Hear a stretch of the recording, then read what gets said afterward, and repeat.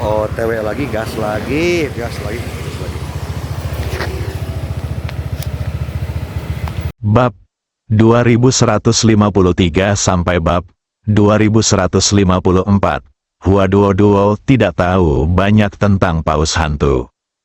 Melihat apa yang dikatakan Chang Qiong, dia bertanya dengan rasa ingin tahu, "Tuan Chang Qiong, apakah paus hantu ini lebih ganas daripada penyu pemakan gunung yang kita temui di hutan bambu ungu sebelumnya?" Chang Qiong mengangguk dan berkata kata demi kata, "Dengarkan baik-baik, dibandingkan dengan paus hantu, penyu yang menelan gunung hanya dapat dianggap sebagai ulat. Paus hantu ini di satu sisi sangat besar, dan yang paling penting adalah ia sangat cepat dan sangat ganas. Kapan saja ia mendekat, tidak ada makhluk hidup yang bisa lolos dari kematian." "Makhluk laut kecil," Ibu Pertiwi tertawa, "bicaralah dan katakan kepada Chang Qiong, 'Chang Qiong, tolong berhenti bersikap khawatir. Belum ada kehidupan laut, apakah kamu bercanda? Meskipun paus hantu itu kuat, mungkinkah ia juga bisa memakan plankton di laut?" Ekspresi Chang Qiong tidak berubah, dan dia berkata sambil setengah tersenyum, "Saya tahu Anda tidak akan mempercayainya. Ketika Anda benar-benar melihatnya, Anda akan tahu itu aku tidak berbohong tentang masalah ini." Ibu Pertiwi berkata dengan tegas. Chang Qiong bertanya, "Bagaimana jika dia tidak keluar?" Setelah mendengar ini, Ibu Pertiwi terdiam beberapa saat.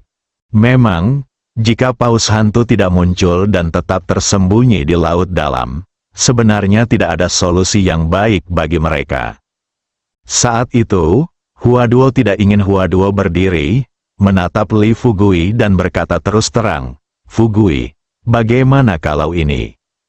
Li Fugui menatap mata Huaduo yang penuh harap dan bertanya dengan rasa ingin tahu, "Katakan padaku, apa yang akan kamu lakukan?" Tanya Duo menyeringai dan berkata, "Lagi pula, ini laut dalam. Jika tidak berhasil, saya akan menelepon Sister Ming sekarang dan memintanya untuk berdiskusi dengan atasan dan mengirimi kami kapal selam secepat mungkin." Kapal perang dan yang lainnya mereka semua setuju untuk membiarkan kita menggunakannya. Saya pikir seharusnya tidak sulit bagi kita untuk menginginkan kapal selam sekarang, kan? Li Fugui masih mempertimbangkan apakah rencana ini layak dilakukan. Tanpa diduga, Qiang Qiong tiba. Tiba berkata, "Direktur Hua, pernahkah Anda memikirkannya? Jika kapal selam datang dan bertemu dengan paus hantu, dan kapal selam tersebut langsung dibunuh oleh paus hantu tersebut, siapa yang akan langsung menanggung kerugiannya?" Melebar dan dia berkata dengan tidak percaya, "Apakah kamu bercanda? Bisakah paus hantu masih membunuh kapal selam? Penguasa langit, tahukah kamu betapa kuatnya kapal selam sekarang? Tidak berlebihan untuk mengatakan bahwa belum lagi hantu sialan. Bahkan negara kecil seperti ini bisa dihancurkan oleh kapal selam yang membawa senjata dalam jumlah besar." Chang Qiong tersenyum, dia bertanya dengan tenang, "Jadi ketika kita berada di Pulau Zizu, penyu penggertak gunung tidak jauh dari kapal perang. Mengapa senjata di kapal perang tidak diaktifkan? Mungkinkah kapal perang itu tidak membawa senjata?" Sejauh yang saya tahu, ketika Kapten Meng dan yang lainnya membantu kami dalam operasi kali ini, mereka membawa sejumlah senjata sebelum berangkat. Di antara senjata-senjata tersebut, menurut Kapten Meng, jenis yang baru saja Anda sebutkan sudah cukup. Senjata canggih yang dapat menghancurkan negara kecil. Huaduo terdiam setelah mendengar ini. Kapal selam tidak dapat digunakan. Kapal juga tidak tersedia. Mungkinkah mereka hanya bisa mengandalkan tenaga untuk menghadapi paus hantu di laut dalam? Pikirkan ini, semua orang yang hadir terdiam. Li Fugui mempertimbangkan pro dan kontra dan berpikir dengan hati-hati untuk waktu yang lama. Dia hanya berdiri dan berkata terus terang, "Oke, jangan terus mengkhawatirkan masalah ini. Ini sudah larut. Ayo tidur lebih awal. Saya sudah sibuk untuk waktu yang lama baru-baru ini. Saya pikir saya semua lelah." Ketika saya mendapatkan kembali energi saya besok, saya akan meminta pemilik kota tua untuk meminjam speedboat di pagi hari. Kemudian saya akan membawa para pejuang dari kota Nanshan bersama saya. Kami pertama-tama kita akan mengikuti arah rute dan menuju ke wilayah laut di mana Tanjung Laut berada. Mari kita periksa situasinya. Berdasarkan apa yang telah kita periksa, kita akan membahas tindakan pencegahan ketika kita kembali. Segera setelahnya, Li Fugui selesai berbicara. Hua Duo berkata terus terang, jika Anda ingin saya melihatnya, jangan gunakan clipper di sini. Apakah kapal tersebut sebanding dengan speedboat yang dibawa di kapal perang kita? Li Fugui berkata sambil tersenyum masam, Duo, Anda mungkin tidak tahu bahwa Tanjung Laut setidaknya berjarak 2 hari perjalanan dari pantai. Yang ada di kapal perang, meskipun speedboatnya cepat, namun terlalu kecil untuk memungkinkan banyak dari kita pergi ke sana Tanjung Laut. Dan yang paling penting adalah saya khawatir speedboat di kapal perang akan mengganggu paus hantu terlebih dahulu. Ibu Pertiwi berdiri dan mendapat ide dan berkata, dalam hal ini, kenapa tidak biarkan aku membuat raungan Zentian tumbuh lebih besar dan menerbangkan kita ke sana? Setelah Li Fugui memikirkannya sebentar, dia menggelengkan kepalanya dan berkata, ayo lakukan ini. Mari kita tunggu sampai besok. Setelah mendengar ini, semua orang tidak bisa berkata apa-apa lagi. Setelah meninggalkan kamar Li Fugui satu demi satu, Li Fugui datang ke tempat tidur, berbaring, dan mulai mempelajari dengan cermat rencana merebut Palladium 1000 darah naga. Waktu berlalu dan tiba keesokan paginya, langit cerah. Hua Duo tidak sabar untuk datang dan mengetuk pintu. Fugui, apakah kamu di dalam kamar? Mendengar suara Hua Duo, Li Fugui berdiri. Ketika Li Fugui melihat ini, dia tidak bisa menahan senyum dan berkata, mengapa kamu tidak menunggu sampai aku mengenakan pakaianku sebelum masuk? Tanpa diduga, kata-kata ini secara langsung menyebabkan Hua Duo memutar matanya. Orang jahat, ketika kamu menindasku, kenapa kamu tidak menunggu? Aku sudah memakai pakaianku. Sekarang aku ingin sekali masuk dan berdiskusi denganmu. Apakah kamu malu? Aku tidak tahu siapa yang tidak tahu malu. Tapi kamu berkeliaran di depanku tanpa mengenakan apapun. Mengenai keluhan Hua Duo, Li Fugui tersipu dan berkata dengan senyum agak malu, Duo, tolong berhenti membicarakan hal ini. Hua Duo tampak sedikit malu. Dia berkata dengan marah, apalagi yang bisa saya lakukan? Saya hanya ingin berdiskusi dengan Anda tentang berangkat ke Tanjung Laut hari ini. Li Fugui bangkit dan meregangkan tubuh setelah berpakaian. Begitu mereka duduk di meja, Hua Duo menyerahkan secangkir teh panas kepada Li Fugui. Minumlah secangkir teh dulu, saya pikir sarapan akan siap nanti. Li Fugui mengangguk ringan, mengambil cangkir dan menyesapnya. Dia menyesap tehnya dan kemudian bertanya dengan serius kepada Hua Duo, Duo, apa pendapatmu tentang pergi ke Tanjung Laut? Hua Duo menarik kembali pikirannya, menatap Li Fugui dan bertanya dengan serius, Fugui, ada beberapa poin yang harus saya jelaskan dengan jelas kepada Anda saat ini. Pertama, apakah peta navigasi yang Anda dapatkan dapat dikonfirmasi dan ada tidak masalah? Kedua, seberapa berbahayanya mencapai sudut laut? Hua Duo bertanya saat ini. Li Fugui menjawab dengan serius, tidak akan ada masalah dengan peta navigasi. Mengenai tingkat bahayanya, Anda telah bersama saya begitu lama. Kami belum pernah berurusan dengan makhluk spiritual berkali-kali. Kita harus menghadapi monster legendaris seperti ikan paus. Meskipun Li Fugui tidak menjawab pertanyaan kedua secara langsung, dari samping, dia sudah memberitahu Hua Duo bahwa misi ini sangat berbahaya. Hua Duo tentu saja mendengar apa yang dimaksud Li Fugui. Dia menatap Li Fugui dan berkata, dengan serius, Saya menelepon Kapten Meng tadi malam setelah saya menunggu Anda beristirahat. Maksud Kapten Meng, jika memungkinkan, dia akan meminta anak buahnya untuk mengemudikan kapal perang bersama kami. Buka di sini, Hua Duo melihat Li Fugui hendak menolak. Tanpa diduga, dia menonjolkan nadanya terlebih dahulu dan berkata dengan serius kepada Li Fugui, "Fugui, sebenarnya saya sudah memikirkan masalah ini. Saya tahu Anda khawatir dengan kapal perang yang akan datang. Jika terjadi bahaya, kemungkinan besar akan menimbulkan bencana di kapal perang. Para prajurit dan kapal perang tenggelam ke laut bersama-sama.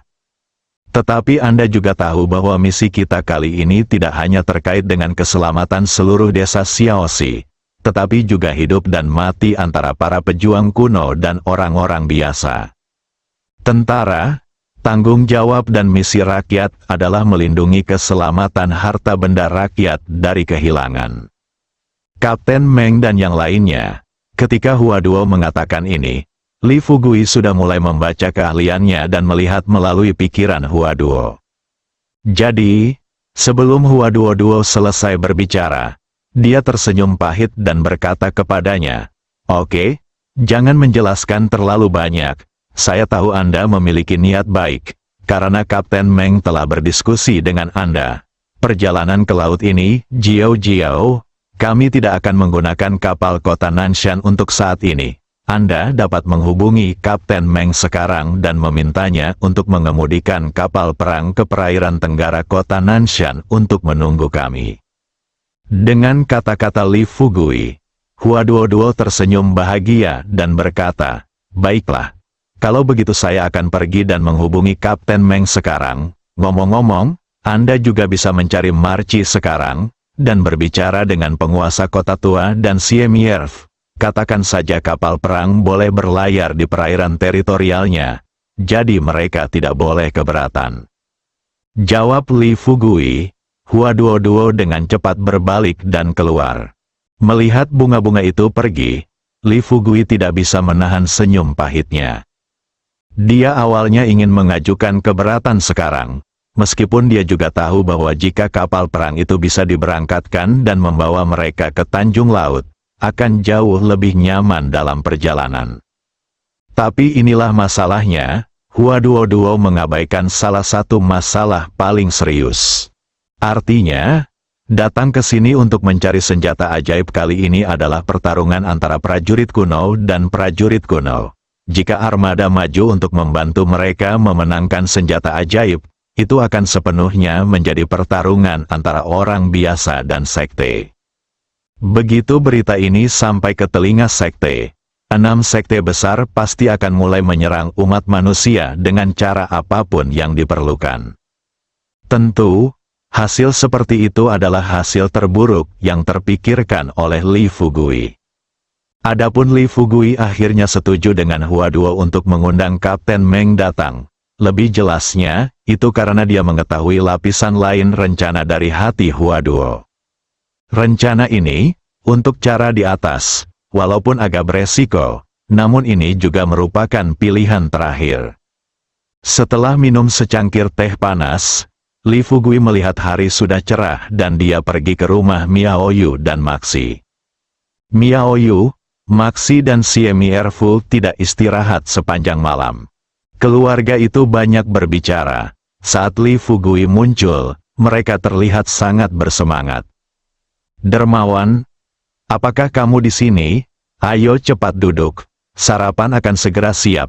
Aku baru saja mengatakan bahwa Miao Yu akan datang untuk mentraktirmu nanti."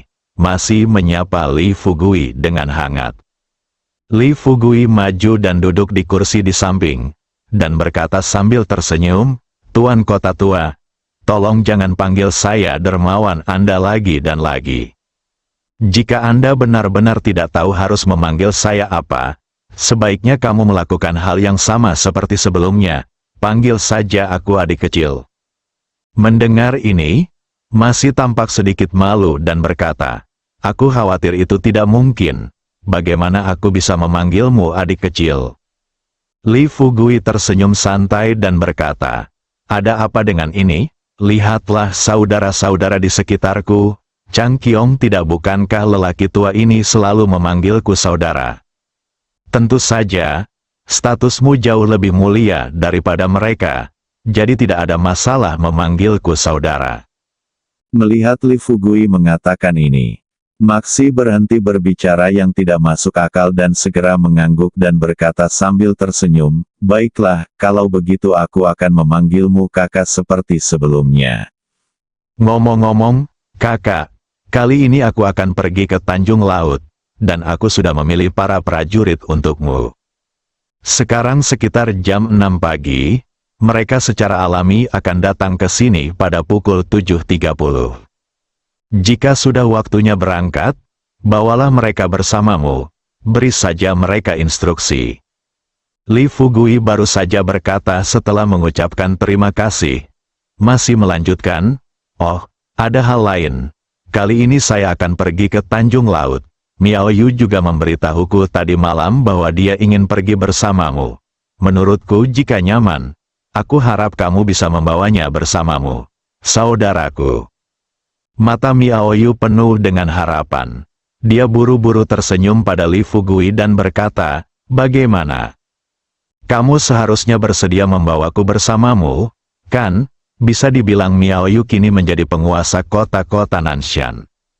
Saat ia pergi ke Tanjung Laut kali ini, prajurit kota Nanshan yang dipimpinnya akan menjadi tulang punggung pertarungan memperebutkan Palladium 1000 darah naga bawa Miao Yu bersamanya.